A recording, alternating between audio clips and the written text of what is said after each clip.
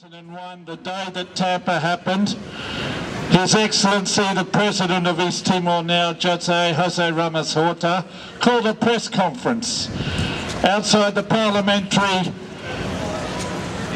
there in Dili. In this press conference he said, if Australia is too poor to house and to look after a few hundred or a few thousand refugees, then let them come to Dili, because after all, even though our people are living here in poverty, we believe in humanity. Now, he was expressing the same sentiment 2 days ago when he made the similar offer to Gillard. Unfortunately, Jose Ramos Horta, who was a refugee in 1976 in Melbourne and got deported by the Fraser government until we stopped them at Tullamarine Airport, Jose Ramos Horta means well. He's a good mentor. However, the government, the parliament and the opposition, according to as recently as an hour ago when I spoke to well-informed sources in Dili, are against the idea of a refugee centre in Dili, predominantly because their population has doubled since independence, since 2002 till now.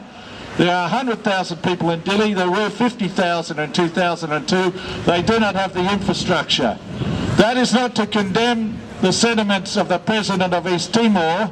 What it is to condemn the sentiments of the two major parties in Australia, Labor and Liberal Party, in their drive to adopt the policies of Pauline Hanson.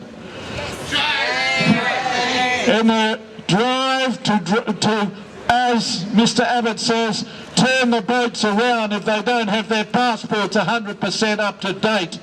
Turn the boats around means more civexes, means more drownings in the sea than at the moment.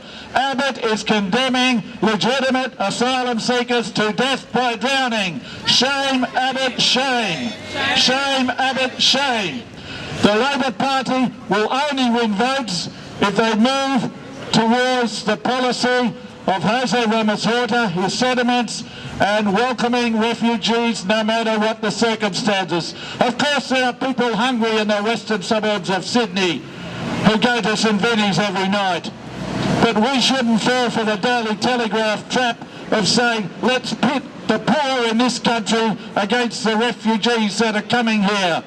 What we should do is pit the rich in this country against the refugees and introduce a genuine mining tax. And while we're doing it, let's give Timor back the compensation that we owe them from stealing their oil and gas resources over the last decade. Thank you.